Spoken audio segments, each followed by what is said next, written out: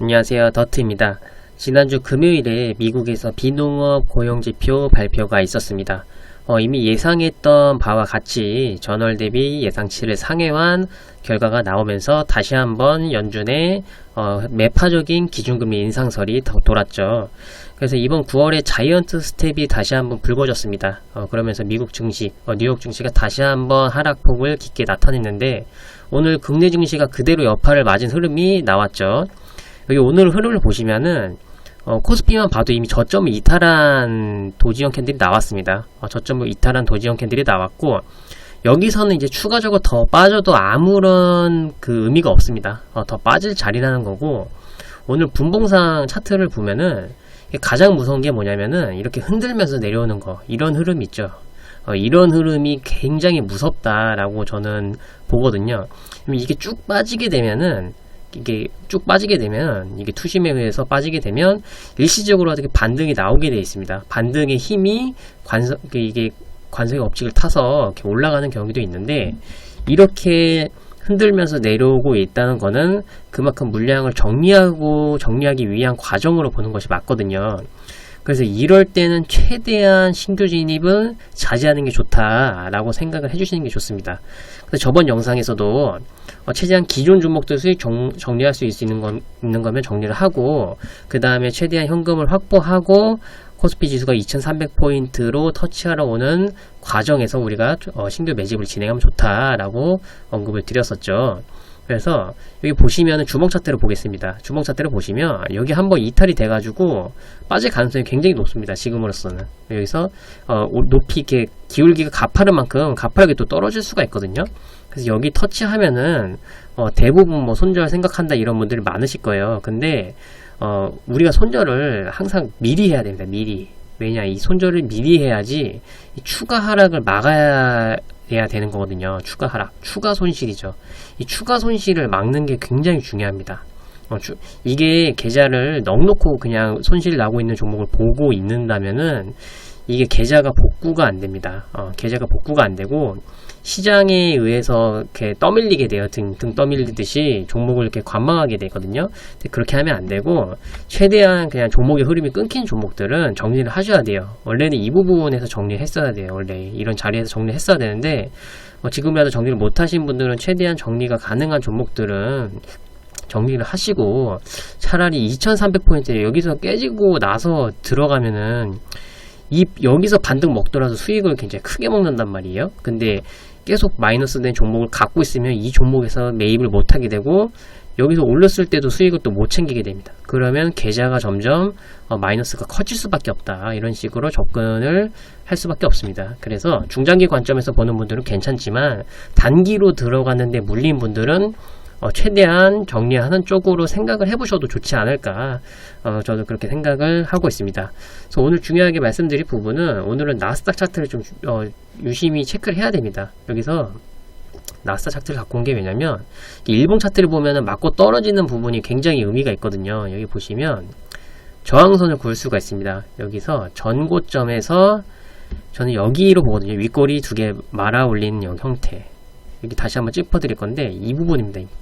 이 윗꼬리를 두 개를 맞고 여기를 뚫었을 때 여기가 의미가 있었다고 생각했는데 다시 한번 이탈했죠. 그래서 여기서도 저항을 맞는 거는 어찌 보면 당연한 거였습니다. 당연한 거. 이렇게 올라올 때 정리를 해야 되는 게 이 자리입니다. 이 자리. 그러면 여기서 떨어지게 되면은 저희가 더 구울 수 있는 게 어디냐면, 다음 지지선을 또 확인해 볼 수가 있습니다. 여기서 정고점에서 제가 생각하는 부분은 여기 이렇게 딱 그어보면 됩니다. 딱 그어보면 여기가 맞고 떨어지는 부분이 있거든요. 여기서 맞고 떨어지는 부분을 그었을 때 11,500포인트까지 떨어질 수 있다라고 보셔야 됩니다. 다음 지지선을 확인이 될 수가 있는 거죠.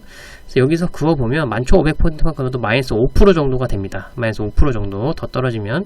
그러면 나스닥이 마이너스 5%면은 일반적인 종목들은 마이너스 10%, 15%까지 떨어질 수가 있거든요. 그래서 지금 종목을 더 갖고 가면 마이너스 15%에서 20%까지 떨어질 수 있는 가능성이 충분히 있습니다. 충분히 있고, 이게 또 여기서 지지가 된다는 보장이 없습니다. 여기서 살짝 반등이 나오더라도 11,000포인트로 또 테스트하러 갈 가능성이 굉장히 높다는 거죠. 지금으로서는 굉장히 높으니까 주봉 차트로 그러면 봐야 됩니다. 굉장히 넓은 흐름에서 주봉 차트를 보면 이 구간이 이제 터치하러 가는 자리로 볼 수 있는데, 제가 그때도 말씀드렸지만 여기가 이제 이탈이 되고 않고는 중요하지가 않습니다. 중요하지 않고 대응을 우리가 어떻게 해야 되냐면, 이미 이런 자리에서 기존 종목들을 정리가 돼 있어야 되고 우리가 현금을 갖고 있어야 됩니다. 현금을 갖고 있으면 여기서부터 저희는 매집을 하면 돼요. 11,000포인트 11,000포인트를 매집을 하면 되는 거고, 여기서 더 빠지면은 당연히 추가 매수가 들어가는 거고요. 추가 매수가 들어가는 거고, 여기서는 굉장히 메리트 있는 자리로 볼 수 있다라고 생각을 하고 있습니다. 왜냐, 이 경기 침체가 아무리 되고 이 주식시장이 빠진다고 해도 이 9,000포인트까지 막 찍으러 가고 이런 상황은 제 생각에는 그런 그림이 그려지지가 않습니다. 그런 그림이 그려지지 않고, 이 자리는 이제 저희가 주식하면서 앞으로 볼 수 없는 자리로 생각하고 있거든요. 저는 아직까지는. 그래서 너무 겁을 먹을 필요는 없습니다. 너무 겁을 먹을 필요는 없고, 이 부분에서 매집을 들어가면은 충분히 언제든 수익권으로 나올 수가 있습니다. 충분히. 추가 매수를 하든 아니면 시간 투자를 하든 충분히 수익권을 나올 수 있는 자리다. 그래서 우리가 미리 겁을 먹고 막 종목을 손절하고 이럴 필요는 없지만, 제가 말씀드린 거는 단기로 접근한 분들은 최대한 이런 자리에서 정리를 해주셨어야지 우리가 11,000포인트 왔을 때 기술적 반등의 수익을 챙길 수는 있다라고 말씀을 드리는 것입니다. 그래서 오늘 본론적으로 말씀드릴 거는 앞으로 이렇게 주식시장이 떨어지고 다시 상승하는 데 있어서 어떤 종목을 위주로 체크를 해야 되는지 해서 말씀을 드리려고 합니다. 그래서 오늘 같은 경우는 이제 세아특수강 이런 종목을 좀 보는 게 좋지 않을까 생각을 합니다. 종목 추천을 드리는 건 아니고, 이 세아특수강이 왜냐면은 이제 철스크랩을 생산하는 기업입니다. 철스크랩을 생산하는 기업인데, 이 철스크랩이 이게 어디 들어가면 자동차 쪽, 지금 자동차 쪽이 수급이 들어오고 있거든요. 자동차, 그 다음 조선업, 그리고 부동산, 건설 쪽입니다. 건설 쪽. 그러니까 이런 쪽으로 이제 철스크랩이 활용이 됩니다. 그러면은 이제 경기가 지금 둔화된다고 해서 이런 철스크랩이 이제 수요가 줄어들면서 가격이 많이 낮아졌거든요. 가격이 많이 낮아졌는데, 이게 보시면은 제가 철스크랩 가격을 좀 찍어 왔습니다. 철스크랩 가격이 여기도 계속 낮아지고 있죠. 3월달부터 낮아지고 잠깐 반등이 나왔지만 아직 뭐 크게 움직임은 없습니다. 이게 왜 그러냐면 이제 중국의 그 부동산 쪽이 많이 안 좋습니다. 중국 부동산이 안 좋으면서 이제 수요가 줄어들었죠. 수요가 줄어들고 공급도 줄였습니다. 공급도 줄어들었고, 이러다 보니까 중국에서 이 스크랩을 생산을 굉장히 많이 하고 사용을 많이 하는데, 중국 건설 쪽이 안 좋다 보니까 국내 쪽에서 당연히 저가형 철스크랩이 들어올 수가 있습니다. 그래서 지금 움직임이 단기적으로는 빠질 수 있는데, 충분히 이 종목은 그 국가적으로나 정체적으로나 철스크랩 가격의 변동이 있다 하더라도 단기적으로 중장기 관점에서도 수혜가 충분히 있을 수 있다라고 보고 있습니다. 차트적으로 봐도 거래량이 굉장히 많이 유입이 됐죠. 그리고 이 의미 있는 가격, 의미 있는 저항 구간을 뚫어줬으니까 이 종목들은 충분히 고점 돌파 매매로 접근을 할 수 있다 라고 보시면 됩니다.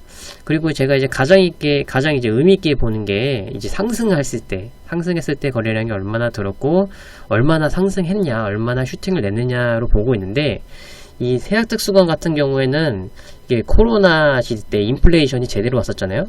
근데 이 철강 가격이 올랐을 때 가격의 혜택을 많이 보지 못했어요. 주가가 급등을 많이 못했다는 뜻이죠. 이렇게 여기서 보면 한 11,000원에서 18,000원까지 올라왔는데, 이거는 아직 상승 시세를 영향을 제대로 받지는 못했다. 그래서 충분히 2차 상승 시세까지 나올 수 있는 주가 흐름이죠. 그래서 주봉 차트를 이렇게 봤는데, 일봉 차트로도 굉장히 의미가 있습니다. 일봉 차트로도 이게 5일선을 계속 지켜주려는 흐름이 보이죠.